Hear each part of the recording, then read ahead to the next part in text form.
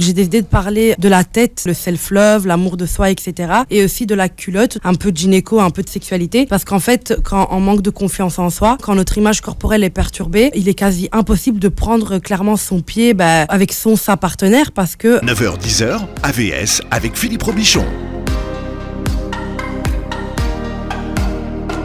AVS à votre santé, bonjour. Vous le savez, tous les mardis, Nadia El Bouga est avec nous. Bonjour Nadia.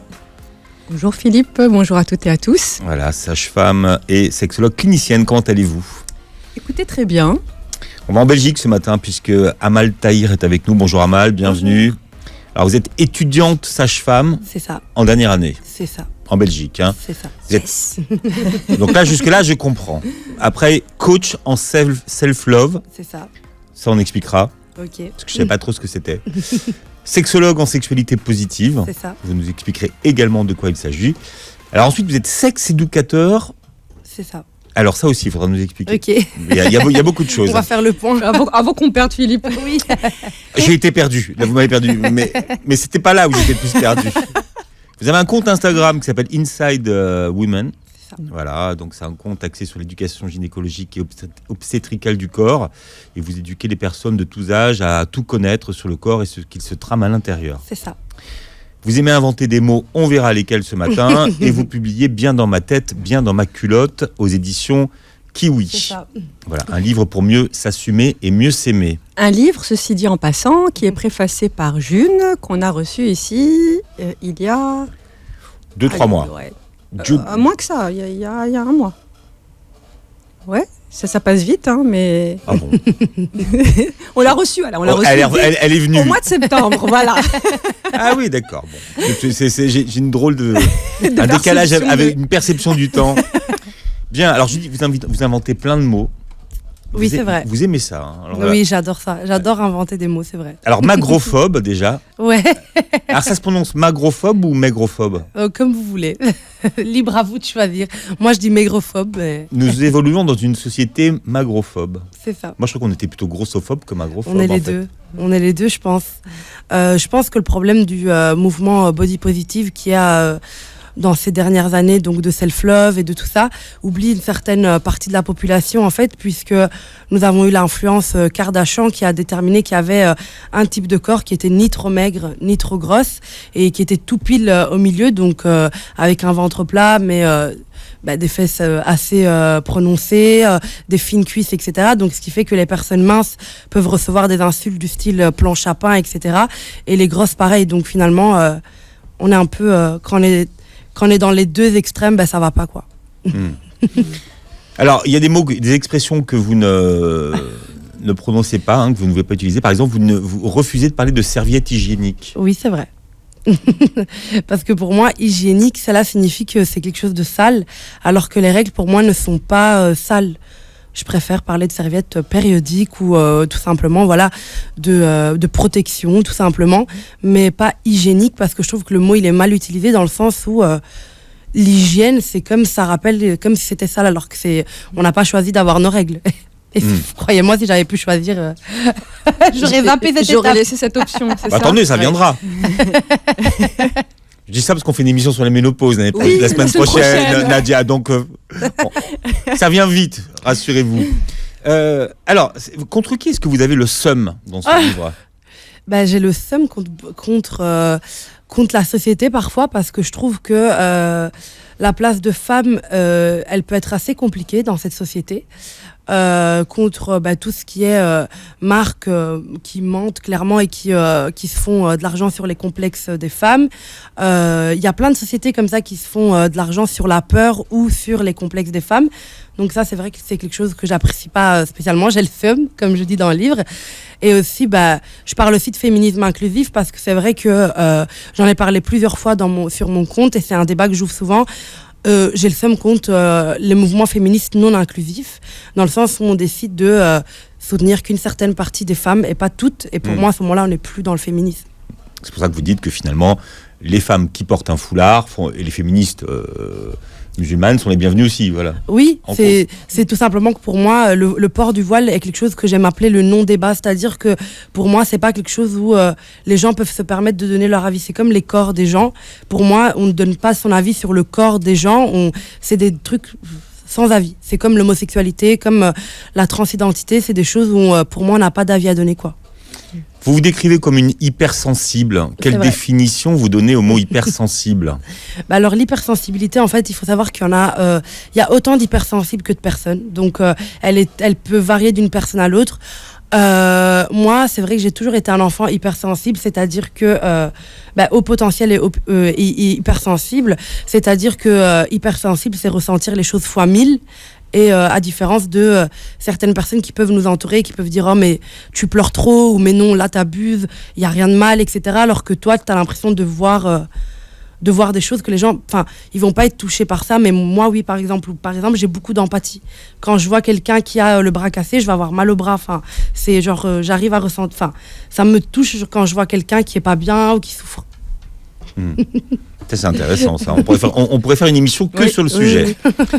Alors, le message que vous faites passer dans votre livre, c'est « On a le droit d'être soi ». C'est ça. Bon, alors expliquez-nous, parce que ça a l'air simple comme ça quand on en parle à la radio, mais comment vous vous êtes réconcilié avec votre corps ? Parce que ça n'a pas toujours été le cas. Non, ça n'a pas toujours été le cas. Je me suis réconciliée, déjà quand j'ai lancé mon compte Instagram, je me suis rendu compte que j'étais pas la seule fille au monde qui se regarde dans le miroir en se disant ça j'aime pas, qui se comparait. Je me suis rendu compte qu'en fait, j'étais loin d'être seule. Et de mon groupe d'amis, en fait, nous, on pensait qu'on était les seuls sur Terre à pas s'aimer ou se rabaisser ou se comparer. Et en ouvrant mon compte Instagram, je me suis rendu compte qu'en fait, non, j'étais loin d'être la seule. Il y avait plein de femmes dans le même cas que moi. Grâce au retour, justement. Retour, exactement. Comme il y avait plein d'abonnés qui me disaient qu'elle aussi, elle complexait à cause de certaines publicités ou à cause de certaines images, à cause du fait qu'on ne soit pas assez représenté. En fait, on se bat pour que les corps de la vraie vie ou les personnes de la vraie vie soient tout simplement représentés dans les publicités, dans les films. Enfin, je sais pas, qu'on puisse se reconnaître dans certaines personnes. Et du coup, c'est comme ça que je me suis réconciliée avec moi-même, parce que je me suis rendu compte que j'étais pas seule et qu'en plus de ça, il y avait un chemin de self-love à faire et que le mot self-love, il est très différent de body positive, s'accepter, s'estimer, c'est des mots tous différents. Ouh là là, attends, on va y aller mollo, parce que c'est des concepts qu'on maîtrise tous, pas tous. Oui, c'est ça. Et en fait, le self-love, c'est quoi ? C'est s'aimer soi-même. C'est s'aimer soi-même, mais c'est très profond comme concept, parce que self-love, c'est vraiment... C'est comme tu peux aimer ta partenaire, tu t'aimes aussi fort que ça, en fait. Donc, c'est vraiment une relation d'amour que tu as avec toi. Donc, c'est ça le self-love, qui pour moi est vraiment la base de la vie. Et après, il faut apprendre, une fois que tu as appris à t'aimer, comme dans tout couple, il y a des piliers. Donc, il y a des piliers là-dedans, c'est t'estimer, te remercier, être fier de toi. Il y a des piliers dans le self-love, en fait. Et c'est un long chemin à parcourir. Et qu'est-ce qui vous a aimé ? C'est un beau lapsus. Qu'est-ce qui vous a aimé ? Qu'est-ce qui vous a questionné et poussé à vous intéresser justement à ces questions d'estime de soi et de confiance en soi ? C'est que je remarquais que les femmes qui m'entouraient n'étaient pas confiantes. Elles traînaient des complexes depuis des années. Par exemple, ma maman, moi je la trouve trop belle. Mais par exemple, elle, à 46 ans, elle était toujours complexée, par exemple, de certaines choses. Elle était tout le temps en train de parler avec ses copines de régime. Et je lui disais, mais maman, t'es belle comme tu es. Je me suis dit, mais c'est pas possible. T'as 46 ans et t'as encore des complexes que t'as toujours pas réglés. Et ses amis, son entourage était pareil. Mes tantes étaient pareilles. Et mes copines étaient pareilles. Je me suis dit, OK, il y a un travail à faire. Il y a un vrai changement qu'il faut qu'il arrive. Et qu'on comprenne qu'en fait, la beauté de quelqu'un n'enlève rien à la nôtre et que finalement, on doit se battre pour être représenté, parce qu'en fait, si les petites filles n'arrivent pas à s'aimer, c'est parce que ce qu'elles voient dans les écrans, ça leur ressemble pas. Donc, comme elles voient pas ça, elles se disent, je suis pas normale, en fait. Je ressemble pas à elle. Et c'est que la beauté, on dit souvent, oui, les goûts et les couleurs ne se discutent pas ou des choses comme ça, mais on l'applique pas vraiment parce qu'on porte tout le temps un jugement sur le physique des autres, alors que, au final, il n'y a pas de jugement à porter, en fait. C'est le fait d'être neutre envers le physique des autres. Est-ce qu'on peut être réellement neutre Oui, moi j'y arrive, en tout cas. J'arrive à... déjà, on parle de beauté. Il faut voir de quoi on parle. Est-ce qu'on parle de... Parce que, est-ce que la beauté se résume déjà à un seul physique ? Moi, je pense pas. Je pense que la beauté, c'est beaucoup plus que... C'est le tout d'une personne, en fait. C'est ses défauts, c'est sa façon de parler, sa façon de se présenter, sa façon de mener le débat, d'être intéressante, etc., etc. Et du coup, pour moi, la beauté, c'est toute une énergie en fait qui dégage de la personne, c'est ça qui fait sa beauté. Et quand on se détache du fait que la beauté, c'est un ventre plat et un visage parfait, c'est là qu'on comprend qu'en fait il y a beaucoup plus de personnes belles que ce qu'on pense. C'est ça. Alors ce que vous proposez justement, c'est pas d'être neutre, parce que la neutralité c'est quelque chose qui alors déjà qui est subjectif et puis difficile à appliquer finalement pour tout, hein, parce qu'on a tous des jugements. Ce que vous proposez, c'est plutôt d'être bienveillant dans son appréciation, dans ce qui nous attire, ce qui nous attire pas. Bien sûr. C'est plutôt, enfin c'est ce que moi j'entends dans votre livre. En fait c'est le mot neutre. Enfin en fait ça rejoint le mot body positive qui a été lancé il y a quelques années par une américaine qui a lancé ça pour sa sœur. Et en fait on est revenu sur le mot body positive en se disant en fait non, il y a un body négatif. Ouais, c'est ça, il y a un body négatif. Et c'est pour ça que quand on parle de corps, on préfère parler soit de body respect, soit de body neutrality. C'est pour dire que voilà, il n'y a pas de positif. S'il y a un positif, c'est qu'il y a un négatif, quoi. Oui, c'est ça. Alors donc c'est quoi la body neutralité ? C'est le fait de ne pas porter de jugement, de être neutre, tout simplement. De ne pas étiqueter en fait, tout simplement, ça, de ne pas créer des cases dans lesquelles les gens finalement ne peuvent pas rentrer parce qu'elles ne permettent de faire entrer que telle personne, que tel stéréotype ou telle apparence ou telle personnalité. C'est ça.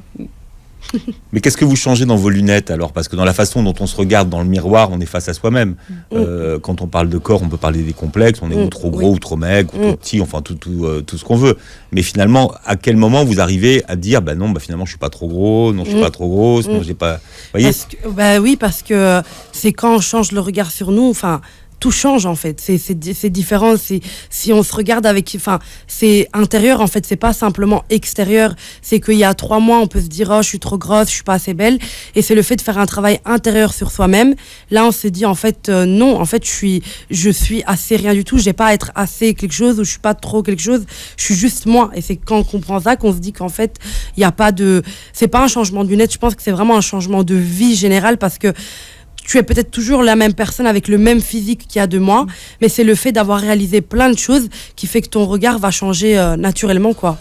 Donc je suis moi et je m'aime comme je suis. C'est ça. C'est ça.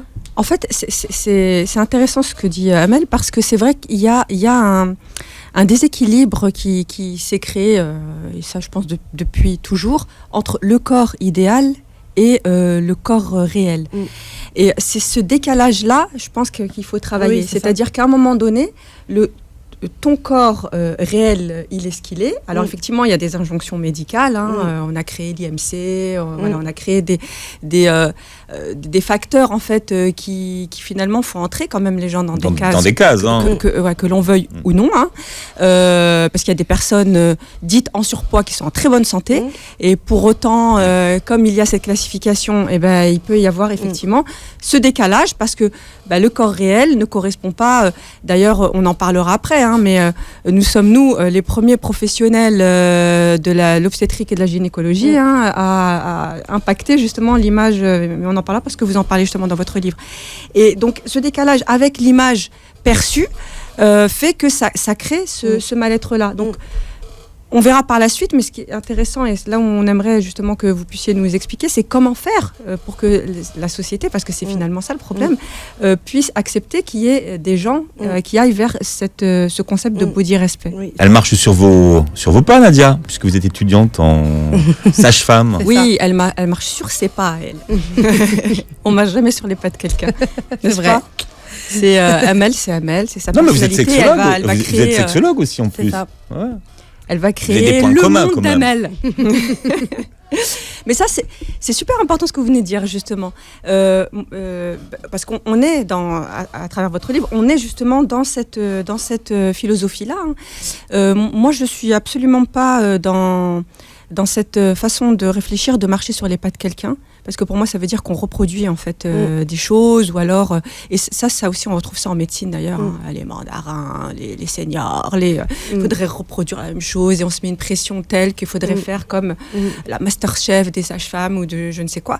Alors qu'en fait non, je trouve que maintenant en plus la jeunesse actuelle, elle amène des nouvelles choses et justement elle marche pas sur nos pas, elle crée de nouveaux pas et c'est et pour moi, ce n'est que pour améliorer le monde. Donc voilà, c'est une bonne chose. Bon alors Amal, vous publiez Bien dans ma tête, bien dans ma culotte chez Kiwi. Alors vous nous expliquez quel est le lien entre le cérébral et la culotte. Oui. Alors en fait dans ce livre j'ai décidé de parler des deux. Donc j'ai décidé de parler de la tête, donc ce qui est le self-love, l'amour de soi, etc. Et aussi de la culotte, donc ce qui veut dire la gynécologie, un peu de gynéco, un peu de sexualité. Parce qu'en fait quand on manque de confiance en soi, pour moi quand notre image corporelle est perturbée, il est quasi impossible de prendre clairement son pied avec sa partenaire, parce que on s'aime déjà pas soi-même et du coup on va voir, on sait très bien que la première raison de non arriver à l'orgasme chez les femmes, c'est le vagabondage d'esprit et je pense que ce vagabondage d'esprit-là qui est sur les femmes, il vient pas de nulle part, il vient du fait de toujours se demander quelle tête on a, est-ce que notre corps il est assez bien, est-ce qu'on est belle comme ça, et donc il y a un lien très fort et il y a des sexologues et des gynécologues canadiens qui avaient prouvé que, par exemple, quand on change de partenaire, par exemple, et que on s'est toujours pas remis, par exemple, de la rupture, on peut avoir une flore qui peut être perturbée, etc., parce que notre corps n'accepte pas et que, en fait, notre microbiote est vraiment quelque chose de très sensible à ce qui nous arrive dans la vie et aux changements dans nos vies. Et du coup, je trouvais ça intéressant de relier les deux. Voilà, vous dites que l'une des premières causes mentales qui freinent le relâchement sexuel, c'est le fait de ne pas assumer son corps.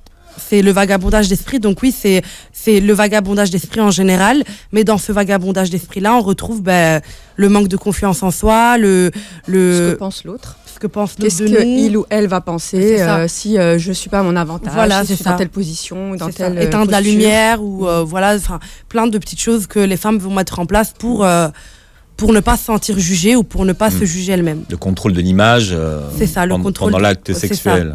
C'est ça. Et ça, effectivement, c'est pas pour favoriser le lâcher-prise. Oui, ça c'est sûr. C'est sûr. Il faut s'expliquer, comme vous dites. Oui, c'est ça. Mais justement, oui. qu'est-ce que vous proposez dans ce cadre-là à un couple ? Donc là, en l'occurrence, à une femme qui serait dans cette difficulté-là de finalement s'apprécier et donc de ne pas pouvoir apprécier la relation sexuelle qu'elle a avec sa partenaire. Moi, je pense que dans ce cas-là où il y a un couple où il y a la femme qui n'arrive pas à avoir d'orgasme pendant les rapports, je pense qu'elle doit d'abord travailler pour elle-même, c'est-à-dire elle-même, sa relation avec elle-même, et ce qui veut dire revoir sa confiance en elle et surtout en parler. Je pense que le fait de le dire déjà à sa partenaire, lui dire voilà, moi j'arrive pas à avoir d'orgasme, le fait de le dire déjà c'est énorme parce que c'est connu, il y a beaucoup de femmes qui simulent pour faire plaisir à son partenaire, en l'occurrence dans les relations hétérosexuelles par exemple, et c'est un problème parce que c'est le fait de dire voilà, déjà moi je n'arrive pas à avoir d'orgasme, le partenaire va déjà être au courant, ce qui va dire que lui-même va commencer à mettre des choses en place, c'est-à-dire poser la question, est-ce que cette fois-ci tu as eu un orgasme ou pas du tout, etc. Et je pense que c'est vraiment l'image corporelle, tant qu'elle s'aimera pas, elle n'arrivera pas à avoir un orgasme avec son partenaire parce que déjà elle-même elle doit lâcher prise. Donc ça, je pense que c'est un travail de self-love, encore une fois. Qu'est-ce qui la complexe ? Pourquoi ? Quels sont ses complexes ? Comment elle pense qu'elle peut travailler ses complexes ? Est-ce qu'elle a envie de les travailler ? Parce que ça, c'est aussi une option. On n'est pas obligé de tout accepter. Si vraiment ton poids te dérange, par exemple, rien ne t'empêche de pouvoir faire attention à ce que tu manges ou faire du sport. Je suis pas contre ça. Je suis pas dans l'école de tu n'as le droit de rien changer. Pas du tout. Je suis dans l'école de tout simplement faire ce qui te fait du bien et fais-le pour toi. Donc si, par exemple, ton poids est un frein parce qu'il y a des positions sexuelles dans lesquelles tu ne te sens pas belle ou tu ne te sens pas bien ou que vraiment ça t'étouffe la vie, ok, autant mettre des choses en place pour arriver alors à ton but de perdre le poids que tu veux ou gagner le poids que tu veux pour te sentir toi mieux dans ton corps finalement. D'ailleurs, vous inventez un mot comme d'hab, voilà. Vous parlez vous demandez aux femmes d'essayer de devenir égonéreuses. Oui. Qu'est-ce que c'est les gonarés? Non, parce qu'elle demande aux hommes aussi, parce que c'est égonéreux, égonéreuse. Hein. Exactement. Donc elle demande à tout le monde. De toute façon, le livre d'Amel est écrit en écriture inclusive. Oui, donc ça, c'est un de mes mots préférés, c'est un des premiers que j'ai inventé. C'est un mélange entre égoïste et généreux, tout simplement parce que je trouve que dans un rapport sexuel réussi, c'est que c'est que les personnes arrivent à être égoïstes et généreuses en même temps. C'est-à-dire qu'elles pensent à elles, parce qu'en fait, généralement, dans une relation saine, pour moi, l'autre prend du plaisir à te voir prendre du plaisir. Donc, dans tous les cas, le fait que tu sois un égoïste à 50% et que tu penses à toi, et que, par exemple, tu touches toute seule le clito ou des choses comme ça peut que plaire au partenaire, parce qu'il va se dire du coup elle aime bien, et à côté de ça être généreuse et penser à l'autre. Et ce qui fait, c'est que pour moi c'est un smoothie parfait, quoi, parce que c'est de l'égoïsme pour prendre du plaisir, et ça évite aussi les problèmes de mais non, moi j'ai pas joui, j'ai pensé qu'à lui ou à elle. Enfin, je trouve que c'est inutile. Je trouve que les deux doivent réussir à être égoïstes au bon degré et généreux au bon degré, quoi. En fait, oui, ce que vous dites tout simplement, c'est un concept qui existe effectivement en psychologie, c'est l'autocentration. C'est-à-dire que je suis pas que hétérocentrée, c'est-à-dire voir uniquement, je fais les choses pour l'autre, uniquement pour l'autre, et moi je m'oublie complètement. Et l'égocentration qui est je fais que pour moi, et l'autre peu importe. Voilà. L'autocentration, c'est effectivement l'ego généreux de Amel Tahir. Je trouve le terme vraiment chouette, de trouver cet équilibre entre les deux, c'est-à-dire en même temps, je prête attention à l'autre, mais tout en gardant aussi un œil sur moi. Donc en fait, j'ai une caméra sur l'autre, mais une caméra également sur moi. C'est ça, exactement.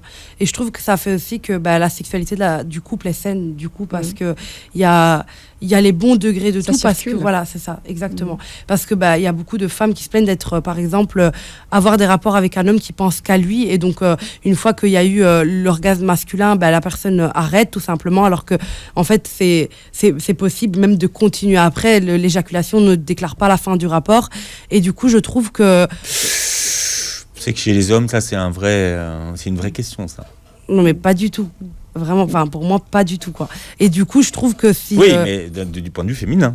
Mais ça, c'est une vraie question. Je pense que les hommes devraient retravailler leur idée de fin de rapport, parce que du coup, c'est même leur idée du début de rapport. Ouais.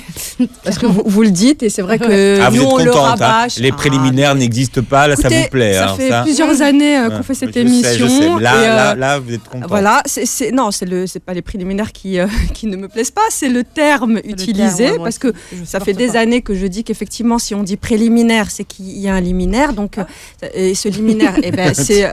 Je suis tombée. Vous en perdez votre assise. C'est la pénétration. Effectivement, vous utilisez le terme de pénétrocentration que je répète à tout va au point d'écorcher les oreilles de certains et certaines, enfin surtout certains. Mais c'est vrai que la relation sexuelle, le rapport sexuel, l'acte sexuel, l'activité sexuelle, appelons ça comme on veut, comme on le perçoit, mais en tout cas, ce n'est pas centré sur la pénétration. Et ça rend service aux deux, parce qu'effectivement, ça sort les hommes aussi de cette angoisse de performance, parce que les hommes n'ont pas toujours des érections, et peu importe l'âge, et en fait, c'est pas ça qui doit déterminer le plaisir de l'un et de l'autre. Et vous le dites, et moi, je suis super ravie de lire une jeune, donc quand vous l'avez écrit, vous aviez 24 ans, c'est ça. Une jeune de 24 ans dire ça. Parce que pour moi, ça présage des choses très très belles pour les relations à venir homme-femme. Alors la pénétration, oui, mais l'orgasme aussi. Il y a l'orgasme n'est pas le but ultime. Non, n'est pas le but ultime. C'est ça aussi qu'il faut. Il n'y a pas forcément un orgasme à chaque fois. Oui, c'est ça, et et je pense que c'est la course de l'orgasme aussi qui peut tout gâcher, parce que le fait de penser qu'à ça et oublier de prendre du plaisir, de la jouissance, c'est ça qui va aussi faire le vagabondage d'esprit, parce qu'on va être tellement concentré sur un truc et on va oublier les sensations. Et c'est ce qu'on appelle faire l'amour en pleine conscience. C'est-à-dire avec tout son corps, et d'être vraiment là à ce moment-là. La pleine conscience, c'est ce qui permet de pouvoir vivre les choses fois 1000. C'est comme le slow sex, par exemple, qui est un concept de aller doucement, prendre son temps et ressentir chaque étape. Ça permet aux gens de s'habituer à ça, au fait de vivre le moment présent et de ne pas courir derrière quelque chose, ou de respecter une certaine conduite à tenir, finalement. C'est-à-dire que tu peux très bien commencer par une pénétration et finir avec du sexe oral. Enfin, peu importe. En fait, il n'y a pas de règle tant que les deux personnes se sentent bien, tout simplement. Mais c'est important ce que dit Amel, parce que effectivement, quand on entre dans ce type d'injonction-là, en fait, et moi j'aime bien les comparaisons culinaires, c'est comme si finalement, en fait, l'objectif, vous êtes au resto, vous faites un bon repas à la maison, et finalement, votre objectif, c'est de terminer le repas. Enfin, ça paraît quand même loufoque. C'est ce qu'on aime dans un repas, c'est de pouvoir apprécier, bien sûr. voilà, décortiquer les saveurs, échanger avec les personnes avec qui on est. Enfin, c'est ça qui est intéressant. Et ça, c'est pas l'orgasme dans le repas. Ça, c'est la jouissance, justement. C'est vraiment toute cette ondulation du plaisir. Et après, bah oui, on peut terminer avec un très bon dessert qui va faire frétiller les papilles au maximum comme un feu d'artifice. Mais c'est pas ça. Finalement, le plus important, c'est vraiment le vécu global de ce repas-là. Exactement. Ou alors, vous commencez par le dessert. Et vous pouvez effectivement commencer par le dessert, voilà. Oui, tout à fait. Comme ça, au moins, vous êtes débarrassé. Votre cerveau est calmé, donc... Après, je sais pas si comment dirais-je, j'ai oublié le terme. Gustativement. Si gustativement parlant, les effets, ou même au niveau de la santé, je sais pas si un médecin diététicien... commencer par le sucre, est-ce que c'est bon Voilà, je ne sais pas. Alors, donnez l'adresse de votre compte Insta. Inside Woman. Inside.woman. Il y a un blog aussi également. Il y a beaucoup de choses qui se passent sur les réseaux. Ça, juste petite aparté. Ça aussi, c'est caractéristique des jeunes d'aujourd'hui. C'est-à-dire qu'en fait, nous, on a été formatés en faisant les trucs, les choses par ordre, très académique, très carré. Et vous reflétez vraiment ce que font les jeunes maintenant. C'est-à-dire que c'est vrai que ça étonne toujours. On se dit, ouais, mais elle est étudiante sage-femme, et pourtant déjà du coaching, des formations en sexologie et autres. Donc moi je trouve ça chouette. Et un livre. Et voilà, et autrice en plus. En tout cas, ce qui est marrant, c'est que finalement, la chose dont vous êtes la plus fière, c'est de publier un livre. C'est ça qui est drôle, c'est de dire que là, finalement, vous avez des milliers de followers sur Insta, sur les réseaux sociaux. Ça reste mais le fait d'avoir un livre avec votre nom, et ça, vous en êtes fier finalement. Oui, parce que c'est ce qui va me permettre le plus de... Je pense apporter quelque chose aux gens concrètement. Le fait qu'il y ait autant de pages, sur Instagram, ça va. Pas tout le monde a le temps de voir les stories ou les posts, furtif. etc. Voilà, c'est ça. Alors qu'un livre, ça reste et que on peut le relire quand on a besoin, quand on cherche une recette ou quelque chose, ou tout simplement pour relire les piliers de la confiance en soi. Pour moi, c'est quelque chose qui reste, quoi. Voilà, et ce livre que vous publiez s'appelle Bien dans ma tête, bien dans ma culotte, et c'est chez Kiwi. Alors, vous dites que vous êtes réconcilié avec vous-même sur Insta. C'est ça. Bon, moi, il faudrait que je comprenne, parce que pour moi, ce que je vois d'Insta, c'est une certaine idée de la réalité.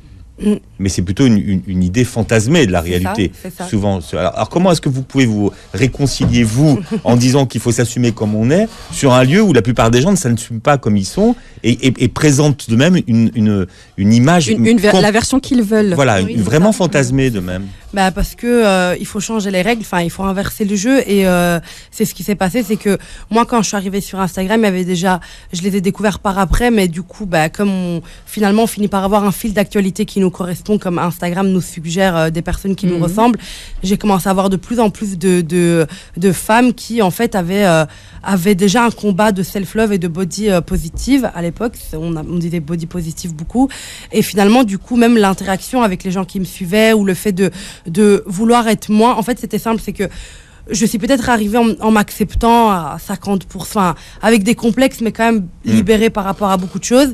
Mais ce qui m'a aussi aidée, c'est le fait de me dire, moi en fait j'ai pas envie de mentir aux gens qui me suivent, et du coup ça se fait naturellement, comme j'ai envie d'être moi-même, et j'ai pas spécialement envie de mettre des filtres ou de me préparer pour faire une story qui va durer 5 minutes. C'est juste, moi je suis trop une flemmarde pour me préparer pour faire une story, ou genre j'ai envie de mettre des photos vraiment de moi, sans vraiment je me voyais pas du tout en fait retoucher mon nez ou ma bouche, et du coup comme j'ai commencé à poster des photos de moi, tout simplement des vraies photos, j'ai remarqué que les gens étaient là en mode, mais oh mon Dieu, genre t'es la seule influenceuse que je suis qui met des photos d'elle vraiment vraies, quoi.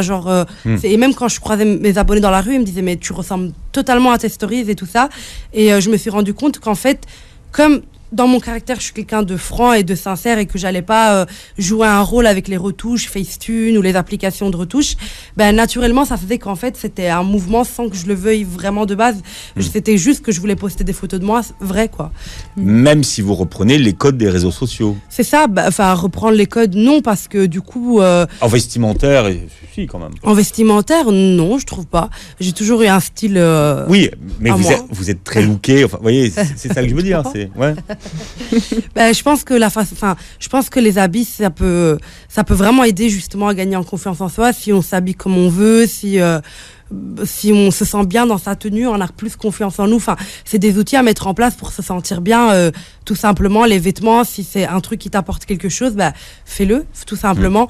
Et non, je me définis pas comme une influenceuse standard de base parce que je suis très proche déjà de mes abonnés. Quand je les croise ou quand on discute, on a des discussions déjà privées, comme ça parle soit de cul, soit de confiance en soi. C'est d'office des thèmes déjà privés de base. C'est pas t'as acheté où ton rouge à lèvres. C'est déjà des choses plus intimes, genre. Oui, mais on est au-delà de ça en plus, même souvent. Oui, voilà. Voilà, donc ce qui fait, c'est que déjà, on a plus des discours, enfin, il y a vraiment une relation de confiance. Donc, comme ils me font confiance déjà dans mon métier de créatrice de contenu, je vais pas accepter n'importe quel partenariat pour leur taper sur le système nerveux en disant achetez ça, achetez ça, achetez ça. Je vais travailler qu'avec des marketing ou des choses comme ça parce que je sens qu'il y a une relation de confiance. Donc, je pourrais pas aller contre cette relation de confiance. Et tout simplement, je me verrais pas leur mentir non plus en mettant des filtres qui me transforment totalement ou des photos qui me transforment, quoi. Les gens te suivant, ils te donnent vraiment leur confiance parce qu'ils achètent ce que tu proposes, ils achètent ton livre, ils achètent des produits avec les marques avec lesquelles tu bosses. Et je trouve que c'est un manque de respect ne serait-ce que de retoucher son nez sur une photo. Je trouve que c'est pas sincère finalement. Il faut incarner le produit, comme on dit aujourd'hui. Alors c'est un sujet qu'on a souvent avec Nadia hors antenne, c'est la question de la déconstruction des préjugés. Bon, qu'est-ce qui est efficace selon vous pour déconstruire les préjugés, les idées reçues en termes de sexualité? Qu'est-ce qui fonctionne et qu'est-ce qui marche? En termes de sexualité, c'est-à-dire toutes les idées sur le corps des femmes, c'est se répéter des milliers de fois. Enfin, je sais que au début, j'avais du mal à faire dire sexe non pénétratif ou sexe oral à ma communauté, et à force de le répéter et d'expliquer, les gens maintenant, même autour de moi, mes potes, avant ils disaient tout le temps préliminaire, et maintenant je discutais avec un de mes meilleurs potes qui est un garçon hétéro qui sort avec une fille, et il me disait du coup on a fait du sexe non pénétratif, et j'étais en mode waouh, je suis fière de toi. Et ça rentre quoi, tout le temps, en fait je pense que c'est le fait de se répéter. C'est un combat en fait, la sexualité c'est un combat des femmes pour avoir le droit de avoir un partenaire dans leur vie, comme en avoir 10, comme en avoir 100. C'est un combat du fait qu'il y a une certaine libération sexuelle qui doit convenir à tout le monde. C'est-à-dire que il y en a, quand on dit libération sexuelle, ça veut dire de pouvoir coucher avec qui elles veulent sans se faire insulter de fille facile. Et d'autres, leur libération sexuelle, c'est de ne pas se faire insulter de coincé quand elles disent, par exemple, qu'elles veulent s'abstenir par croyance religieuse ou simplement par abstinence de choix. Et en fait, c'est ça la libération. C'est un combat, en fait. Pour moi, c'est un combat militant, la sexualité, parce que c'est changer les mentalités des gens et faire en sorte que ça soit quelque chose de naturel. Enfin, je sais qu'il y avait un prof en sexualité positive dans ma formation qui disait un truc très intéressant. Il disait, c'est qu'à l'école, on apprend l'histoire pour faire aimer l'histoire, le français pour faire aimer le français. Mais quand on parle d'éducation sexuelle à l'école, c'est pas du tout pour parler de plaisir ou de clitoris ou de échange entre deux personnes. Ouais, c'est tout le temps les IST. Ce que certains parents peuvent imaginer aussi. Oui. Parce que quand les parents imaginent qu'on parle d'éducation sexuelle à l'école, ils pensent tout de suite à ça, clitoris, plaisir, incitation aux enfants. Que pas du tout, c'est ça le problème. Et je pense que le rôle des parents est aussi très important. C'est-à-dire que les parents d'aujourd'hui ont un rôle. C'est pas parce que je discute beaucoup avec mes abonnés musulmanes qui attendent le mariage par exemple ou des choses comme ça, et je leur disais c'est pas parce qu'elles disaient mais comment je vais aborder le thème avec mes enfants, mais c'est très simple, c'est soit tu peux leur offrir des livres déjà tout simplement en disant voilà tu peux lire ça, lui expliquer, parce qu'il y a beaucoup de parents qui vont dire pas de rapport jusqu'au mariage, mais sans expliquer pourquoi alors qu'il y a une explication derrière. Et surtout il y a pas l'éducation sexuelle peut se faire même avant d'avoir des rapports, et ça je trouve ça hyper intéressant, c'est que les gens arrivent exprès, en fait.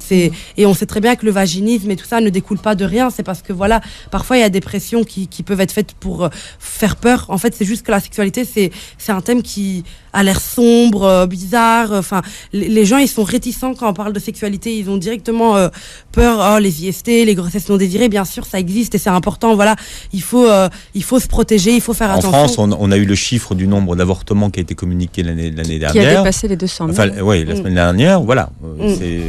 C'est des vrais sujets quand même encore aujourd'hui. Oui, bien sûr. Mais voilà, il faut se protéger et voilà. Enfin, de toute façon, l'avortement, c'est un droit. Donc voilà, tant mieux s'il existe et tant mieux si les gens peuvent y accéder. Mais je trouve que c'est pas que ça. C'est pas que ça. On peut construire une éducation sexuelle basée aussi sur expliquer que c'est un échange entre deux personnes, que il y a des énergies qui sont entre, que c'est un beau moment en fait. C'est pas juste des choses négatives quoi.